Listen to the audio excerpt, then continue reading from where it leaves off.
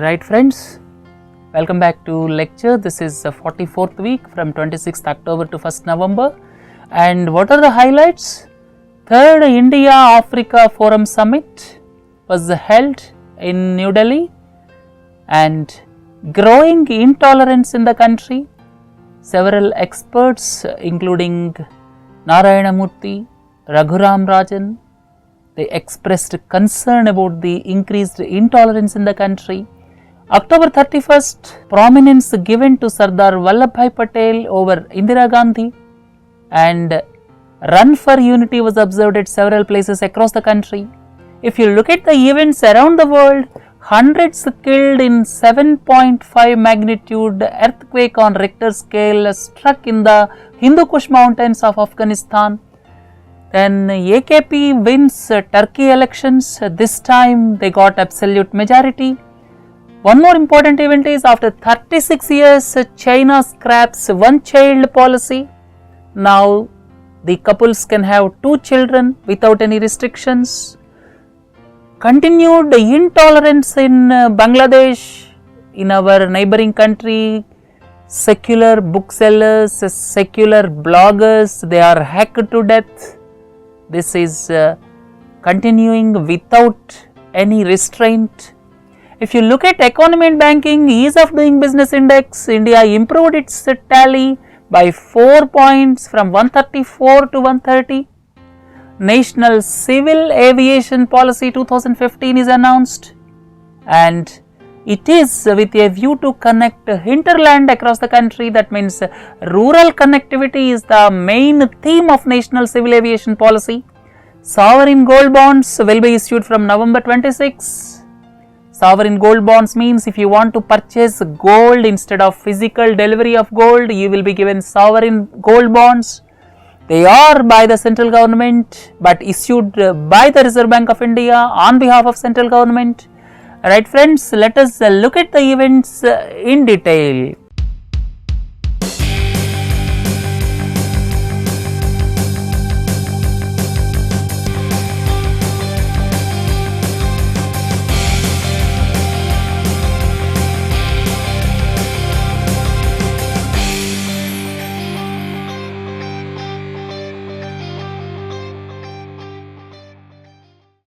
Third India-Africa Forum Summit.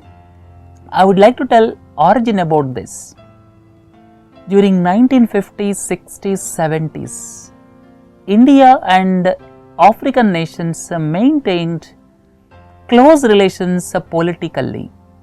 Political relations are different, economic relations are different. If billions of dollars investment is made, that is economic relation. But human resources, health related issues, people to people contact, they are more than it is a political issue, right? So politically in 1950s, 60s, 70s, India is more connected to Africa. The reason being, India got independence in the year 1947 and several African countries were under colonial power even after 1950s. And the other connecting point is Mahatma Gandhi's stay in South Africa. And third important aspect is underdevelopment. And when you look at India and African countries in 1950s, 60s, they were almost on the same footing if you look at the underdevelopment. So because of all these reasons, India and Africa maintained close relations from 1950 to 1980s politically. And suddenly, this got changed after liberalization in 90s. India inched towards capitalistic economy with the liberalization in 1990s, and subsequently the distance between India and African countries widened a bit.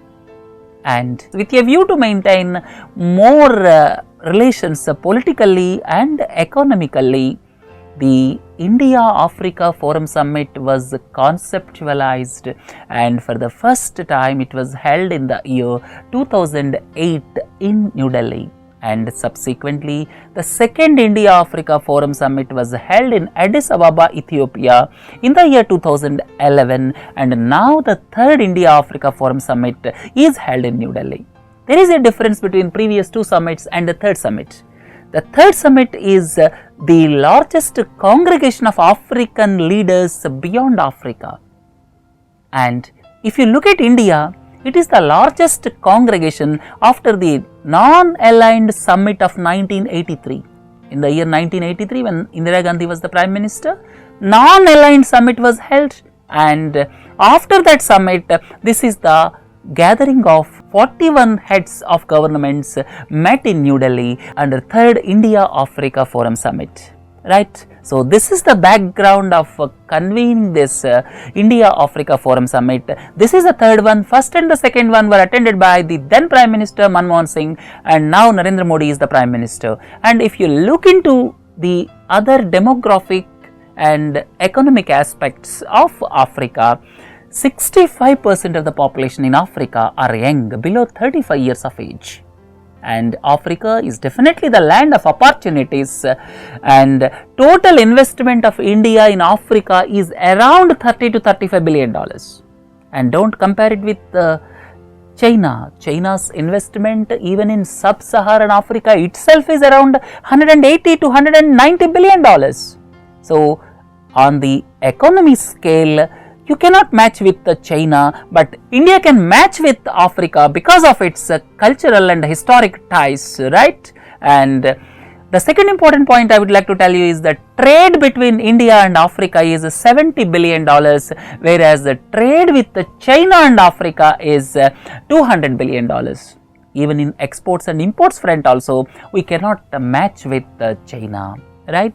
So, under this background, I would like to tell a few words about this India-Africa Forum Summit, and if you want much more, please listen to this week's news analysis and features, right? So, after the conclusion of this India-Africa Forum Summit, this is the third summit, Delhi Declaration 2015 was signed by the leaders, and 54 countries attended.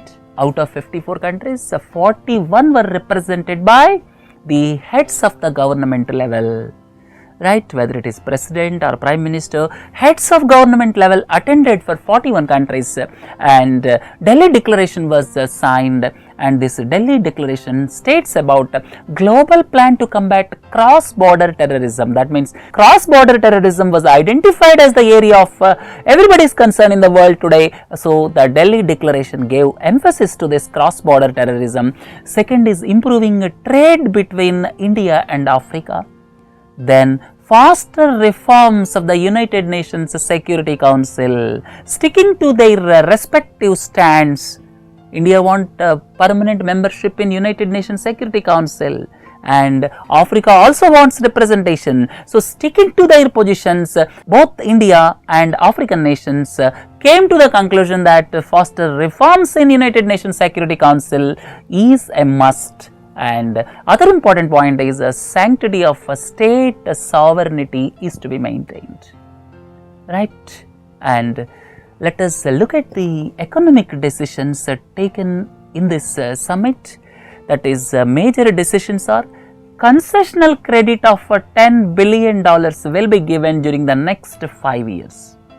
Concessional credit of $10 billion will be given during the next 5 years by India to African countries. This is in addition to $7.4 billion already pledged during the previous India-Africa Forum Summits. In addition to $7.4 billion, now for the next, over the next 5 years, this $10 billion concessional credit will be given. The second important point is $600 million will be given as grant assistance.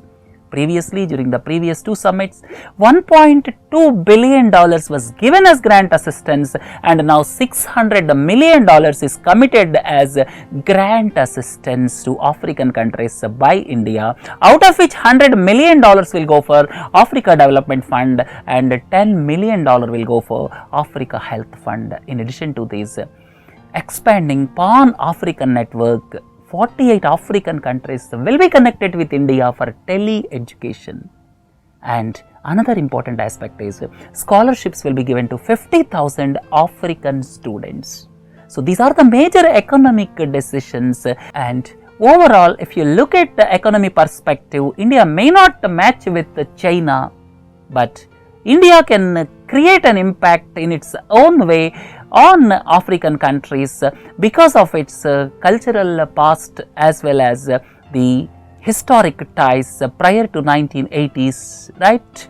So let us conclude here this third India-Africa Forum Summit, and if you want more, please listen to news analysis and features. Let us move on to the next issue.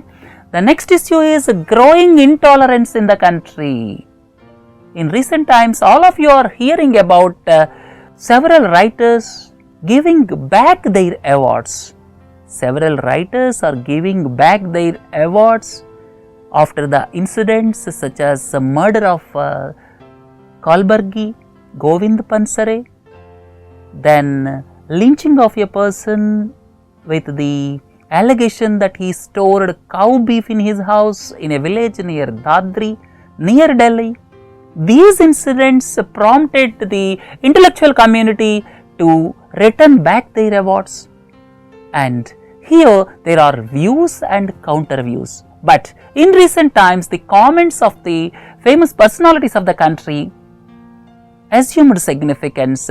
Pranab Mukherjee, the President of India, says multiplicity is India's collective strength, that is plurality, diversity, that is the collective strength of India, and it must be preserved at any cost. Then Raghuram Rajan, speaking at convocation of IIT Delhi, says tolerance and respect of alternative viewpoints is an imperative for an economy to advance. Then N.R. Narayanamurthy says no country could make economic progress unless it removed strife and reassure its minorities. Then Moody's Analytics, one of the reputed analytics company, or you can say consulting company in the world, says controversial comments by one political party, including the provocation of minorities, fanned ethnic tensions in the country. So these are the points raised by intellectuals, but the government says it is manufactured dissent. This dissent and the so-called propaganda of this intolerance is created by certain vested interests, and it is manufactured dissent. Whatever the view and counter view, but the situation led to intense debate in the country with regard to the tolerance in the country, which is the bedrock of our federalism, bedrock of our democracy, right? So let us hope some better sense to prevail in future. Look at the next one, October 31. There is effort made by the government to elevate Sardar Vallabhbhai Patel in view of the birth anniversary of Sardar Vallabhbhai Patel. Normally, every year when UPA government was in power, Indira Gandhi used to be elevated. But this year, Sardar Vallabhbhai Patel got the prominence. I would like to have a snapshot on both the leaders. Right friends, Sardar Vallabhbhai Patel, he is the famous freedom fighter, country's first home minister, and he was born in the year 1875 in Nadiad in Gujarat near Ahmedabad, and on 31st October 1875 he was born, and country's first home minister. He is instrumental in merging princely states like Junagadh, Hyderabad. He is instrumental in merging hundreds of princely states, but the difficulty he faced in integrating Junagadh and Hyderabad are worth mentioning at this stage, and government declared October 31st as National Unity Day, and the Run for Unity was also held at several places across the country. And the day October 31st coincides with the death anniversary of Indira Gandhi, when Indira Gandhi in the year 1984 fell to the bullets of her bodyguards in New Delhi, and the day was 1984 October 31, and she was the Prime Minister of this country for around 15 years and famous for nationalization of banks, cancellation of privy purses. You may ask, what is privy purse? Privy purse is the royalty given to the princely states because they have acceded princely states to the country, and she cancelled these privy purses, that is the royalty given to the previous princely stateholders, and she is badly commented for her emergency during 1975 and 77.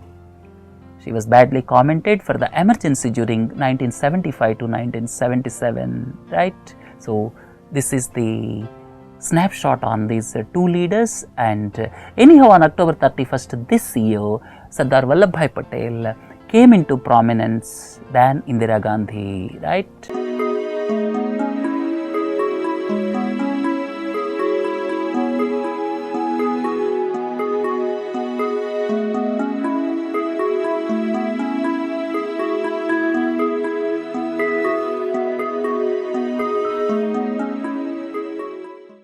Look into the next issue. Around the world, hundreds killed in 7.5 magnitude earthquake in Hindu Kush mountains.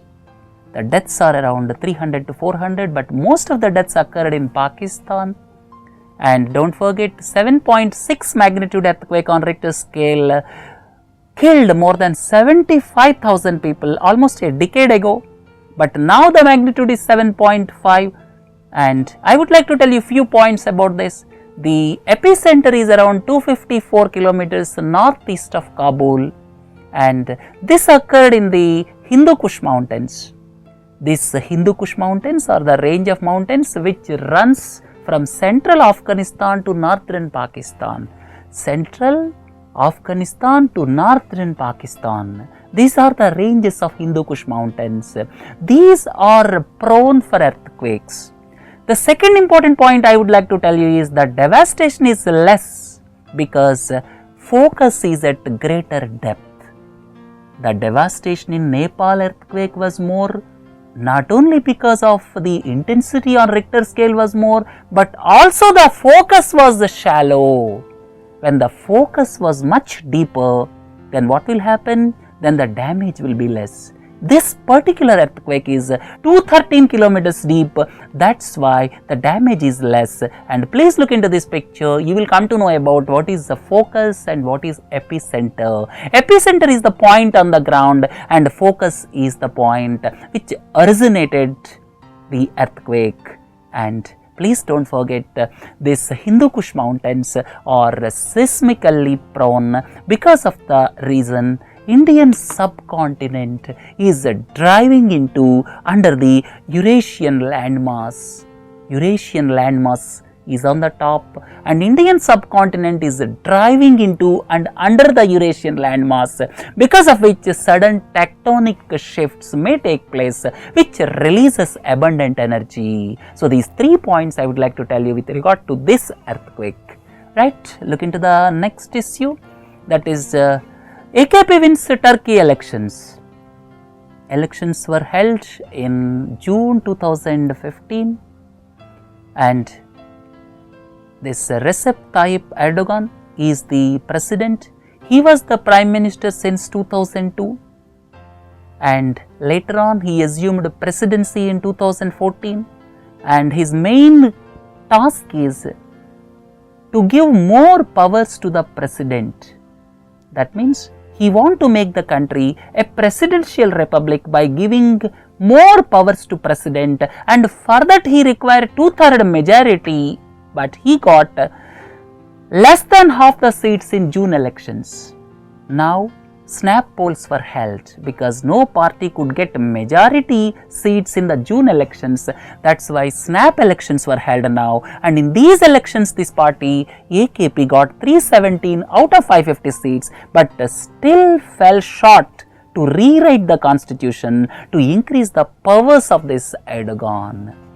Right? So if you look at the election, there is a massive change between June and November. In the June elections, this Erdogan could not get even 50% of the seats, but now he got a substantial increase in the number of seats. The major factor is several bomb blasts took place, suicide attacks took place during the intervening period, and during the intervening period the people got frightened, and an atmosphere was created that only AKP can salvage the situation, right? Now questions unanswered, or the situation which Turkey is going to face is, does it lead to further scuttling the democratic institutions, press or human rights? Already the country is noted for its scuttling of the human rights. Second important point is, does it strengthen the ceremonial presidency or facilitate AKP-led executive government? The main focus of these elections is to give unassuming powers to the presidency, whether that will take place or not. The third point is, does it lead to truce with various ethnic groups, especially Kurds? Right? So these are the questions unanswered. After 36 years, China scraps one-child policy. In the year 1979, due to massive population boom, China took a decision of one-child norm. That means each couple should have only one child, but there were some exceptions and some liberalization took place in 2013. But overall, one-child policy was implemented across the country since 1979.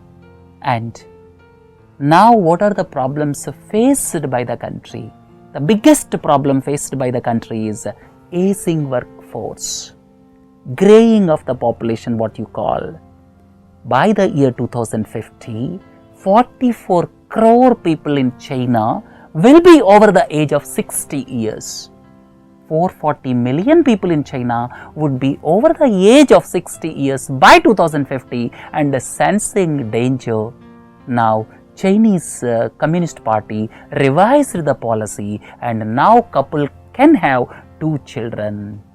And because of this policy for the past 36 years, what happened is the sex ratio is skewed and several forced abortions took place, right? So now 2-child policy will be the norm in China, right?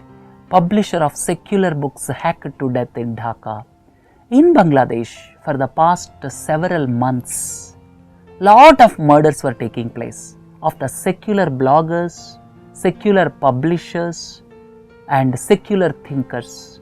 After Avijit Roy's incident, then Rahman Babu, Anant Vijaydas, Neelatri Chattopadhyay, now Arvind Deepan, he was murdered in Dhaka, and these incidents are an increase, and because of this, there is a question mark on the civil rights in Bangladesh, right?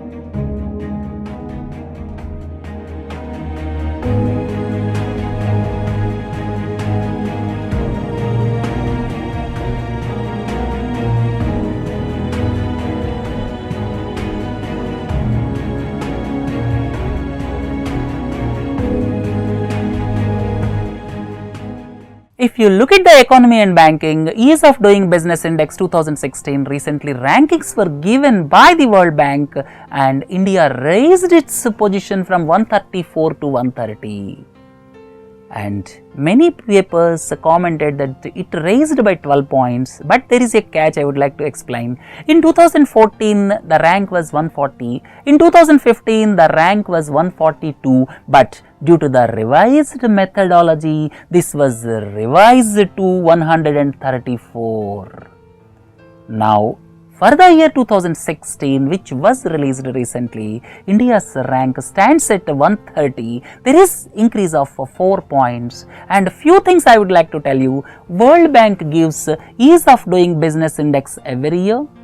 Second thing is, this is being given since 2002, and for assessing various parameters in India, Mumbai and Delhi are the 2 cities considered, and the index for 2016 is based on the period from June 2, 2014 to June 1, 2015, right? So India's position improved from 134 to 130, and 189 countries were surveyed.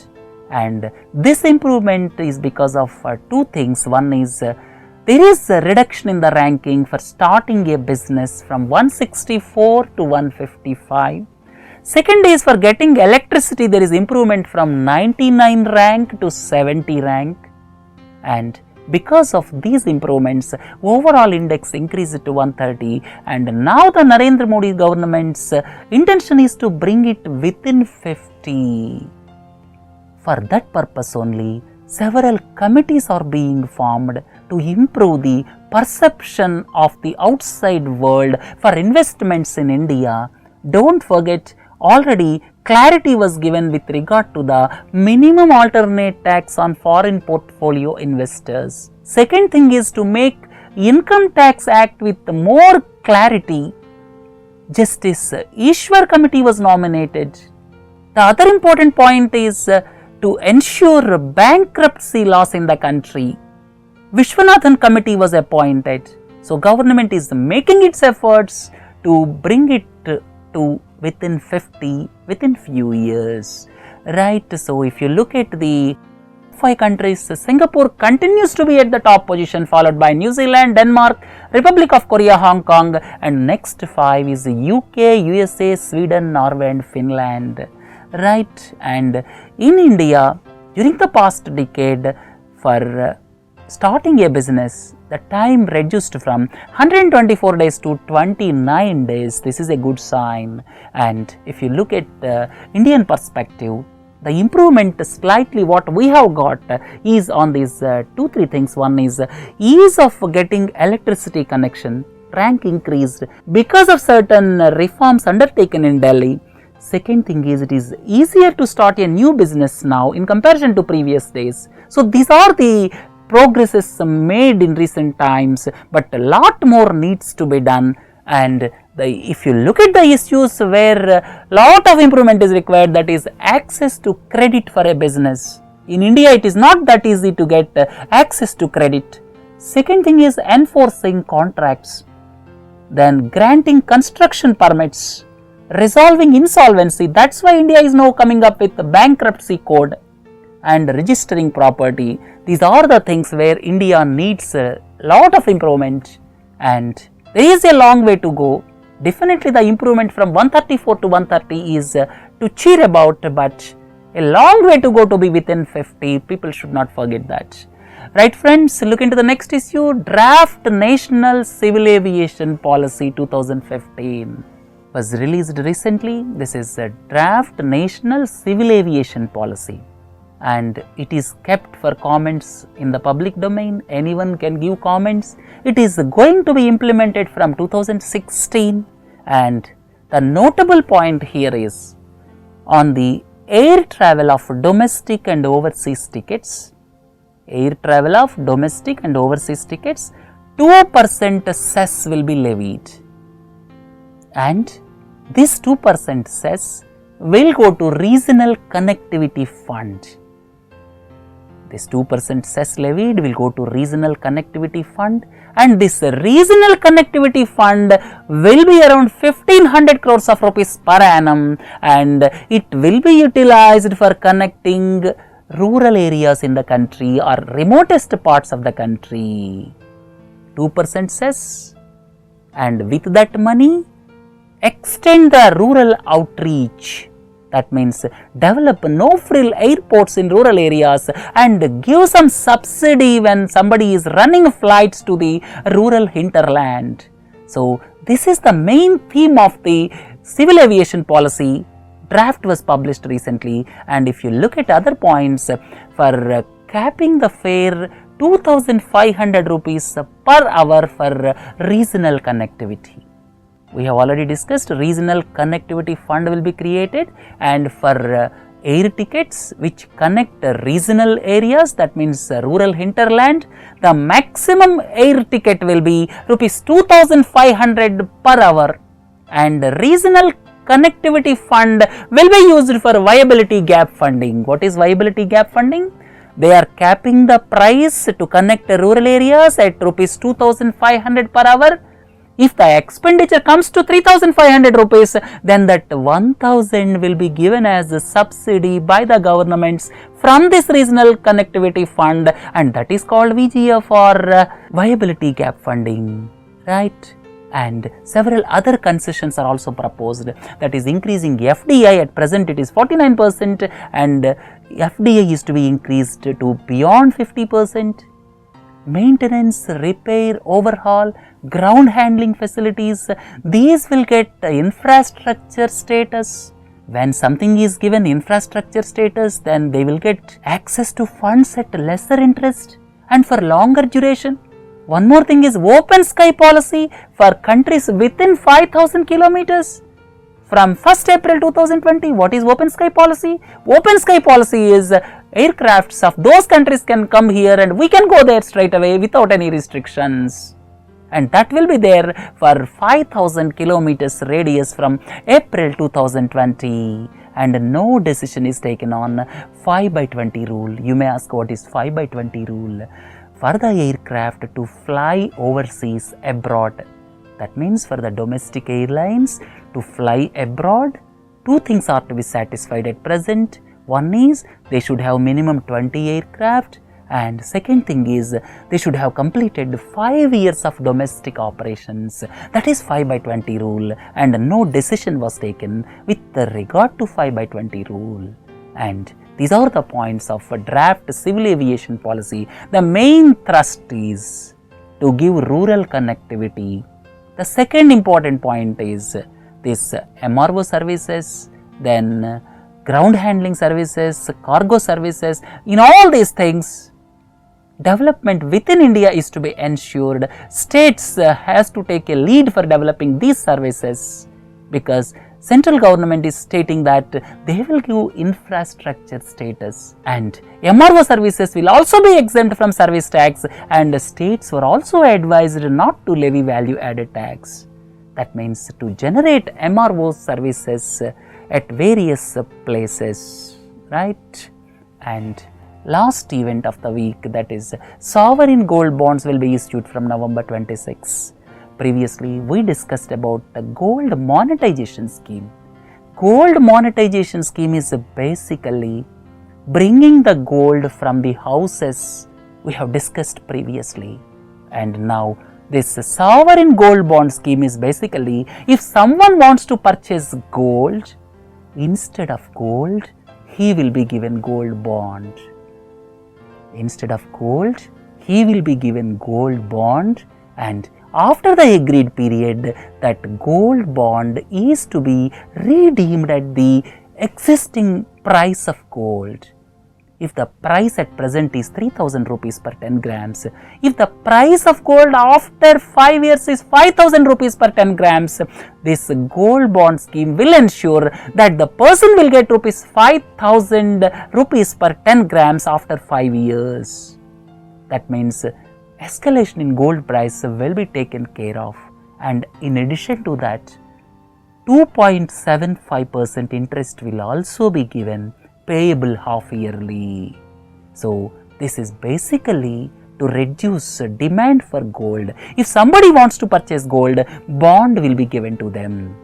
That is basically to reduce imports. Because of imports, we are losing a lot of precious foreign exchange. Not only that, our current account deficit is also increasing. So as to reduce imports, government is coming up with these schemes, and this gold bond scheme will be implemented from November 26. That means instead of physical gold, gold bonds will be given, and these are issued by Reserve Bank of India on behalf of central government. And minimum investment will be 2 grams and maximum investments per person is 500 grams. Will be sold through banks and post offices, only sold to resident individuals, resident Hindu undivided families, resident trusts, like that. And this redemption price and issue price will be fixed based on the rate published by India Bullion and Jewellers Association Limited, and interest will be paid at 2.75% per annum, payable half yearly. And the last point is the period is 8 years. If somebody is purchasing gold bond, that is for a period of 8 years, but exit option will be there after 5 years. That means up to 5 years it will be locked, right? You cannot redeem that up to 5 years. And Prime Minister is launching 3 schemes, and these 3 schemes, gold schemes, once again we are going to discuss in 45th week.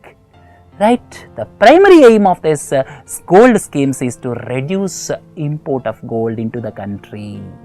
Right friends, with this let us conclude the lecture part, and in the news analysis we are going to discuss two things. One is India-Africa Forum Summit, some more insight into that. Second aspect is why India is stretching too much in Madhesis issue. Ultimately, the relations between India and Nepal are reaching a point of no return. Why India is stretching too far? These two things we are going to discuss under news analysis. Right friends, please do join for other modules. Have a nice day. Thank you.